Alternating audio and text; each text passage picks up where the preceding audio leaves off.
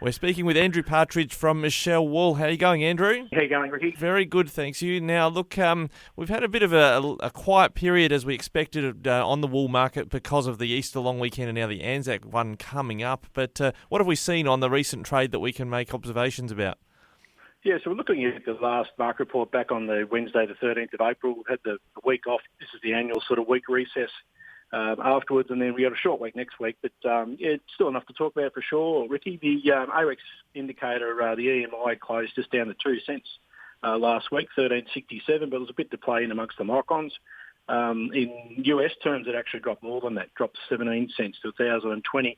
Just something for the readers and whatever to have a bit of a look at. The EMI in US terms has managed to stay above $10 for quite a period now, and if it drops back below $10 in US terms, which is the majority of where the trade's done in China, in US dollars, it could signify a bit of a weakening in demand. So just watching that number this week, it's getting horribly close to that $10 mark.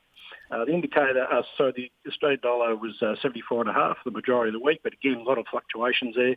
The offering was 43,000 bales, or a bit over, with the passing rate 11%.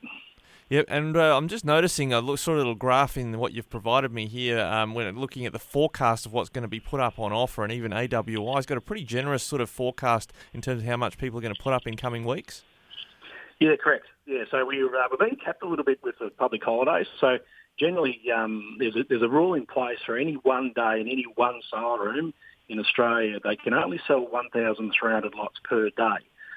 We've been restricted in the last couple of weeks because we had the public holidays. We can only have 2-day sales, and we've been maxing out those lots. So if those restrictions weren't in place, there probably would be a bit more wool on the offer. So we're looking at over 50,000 bales coming up in next week's sale. So can be a bit more absorbed for the overseas mills and buyers to absorb when we get over that 50,000 bale mark. But look, I'm reasonably hopeful of a sort of steady market next week. All right, and just looking at where the buying's coming from, I noticed there's a little bit of a movement here. I guess the Czech Republic was a bit higher in the rankings previously, or maybe Italy's creeping up in terms of demand. Is that Stephen Reid's activities over there in Italy? I reckon he'd claim it if he was on the radio now, Ricky, for sure.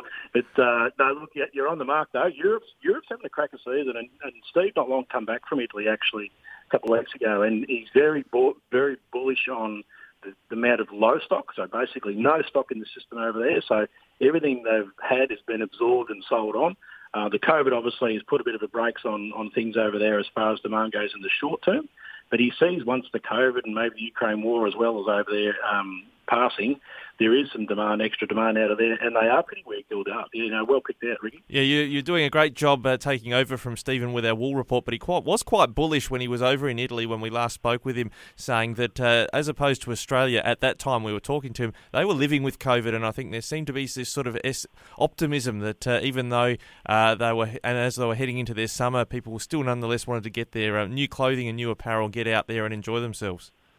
Yeah, spot on. Yeah, and hence all the product there, the semi-processed and sort of those, the yarns and cloths and things have disappeared out the door. They've had this bit of a thirst to get outdoors again post-COVID and got back into it. So we're seeing some COVID now in China, which has really put the brakes on their local economy. So you may be able to predict something similar coming out once they get post and get outdoors again. There might be another flush of spending over in China. So the market's sort of tracking along sideways at this point of time because we've got these little left field things going on.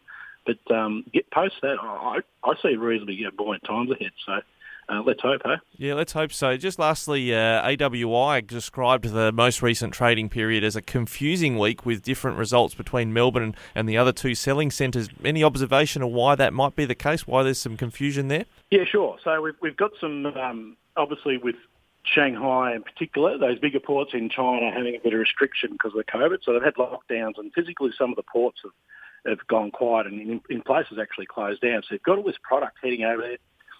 The lead times and the money that's tied up in those containers of wool can sometimes restrict cash flow of exporters. So you get individual companies who have individual sort of credit limits and cash supplies coming backwards and forwards into their bank accounts. So it does restrict their purchasing. And in different days and even intradays, you could have a policy where a buyer might getting up on his credit limit and he might have to pause. And then the market might ease. So in particular instance, the bigger exporters are obviously greater affected. So West Australia sells on a different timeline to us, obviously, so they sell later in the day. So we look to the last market of last Thursday, last week on the 13th of April, their quotes actually dropped about 20 or 30 cents under the East Coast quotes, which is a bit of an anomaly. It doesn't normally happen that way. Normally we like to see a nice steady quotes across Australia because there's not a lot of differential in the logistics of moving wool around Australia, so those quotes should be relatively similar. There was a bit of disparity there in WA last week, so it just makes people think, well, what's going to happen when we reopen the sales next week? All right, we'll watch that with great interest, and of course we'll be chatting next Friday with our next wool report. Andrew Partridge from Michell Wool, excellent report there. Thanks for joining us today on Flow. Cheers, Ricky.